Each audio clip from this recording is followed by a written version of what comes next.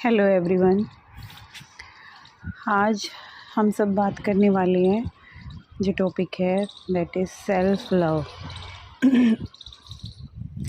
क्या है self love और हम कैसे इसकी प्रैक्टिस कर सकते हैं, इन सब के बारे में हमें बात करना है।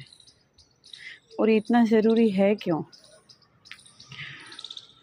Actually you are not just a body, not a face. You are a soul, you are a mind.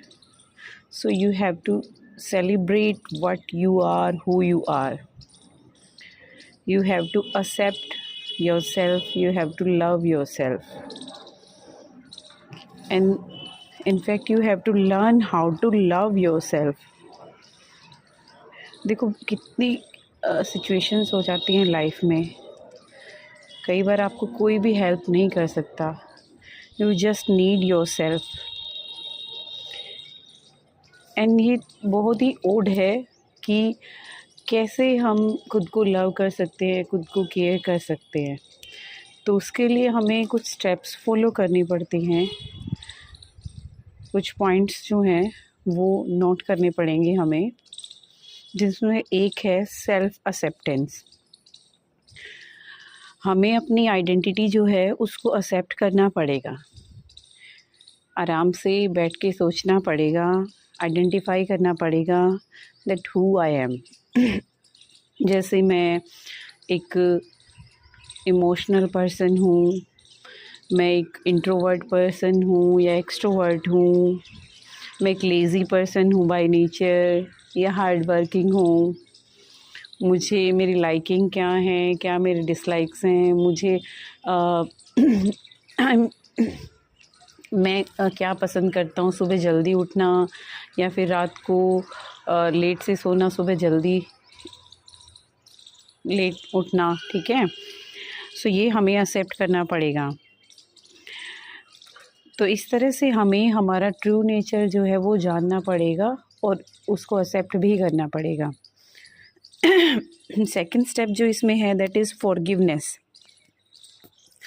Forgiveness क्या है? देखो हम ना एक बैगेज लेके चलते हैं ताउम्र।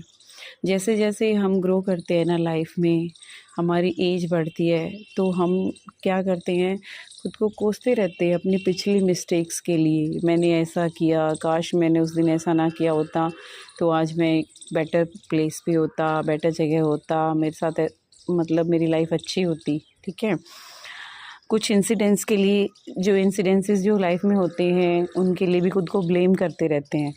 तो हमें एक्चुअली ना खुद को फॉरगिव करना पड़ेगा उसके लिए।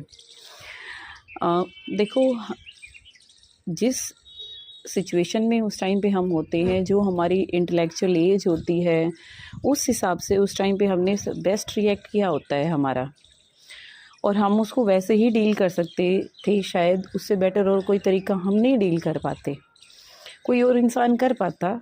लेकिन अगर आप ये सोच रहे हो कि आप वैसा क्यों नहीं कर पाए, तो हम ना किसी और की कॉपी करने की कोशिश कर रहे हैं, हम कोई और इंसान बनने की कॉपी कर रहे हैं, जो कि फिर वही बात है, फिर आपकी जो आइडेंटिटी है वो तो वहाँ पे ख़त्म हो जाएगी।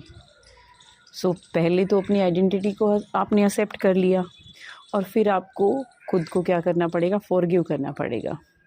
आपको ये रियलाइजेशन होना चाहिए कि मैंने जो किया है वो मेरे लिए बेस्ट है और मैं वही कर सकता था। और जब आप खुद को फॉरगिव कर दोगे तो उस सिचुएशंस के लिए आप किसी और को भी रिस्पॉन्सिबल नहीं ठहराओगे। You will learn how to forgive others also. ठीक है, एंड जो थर्ड स्टेप है that is to create memories for your self.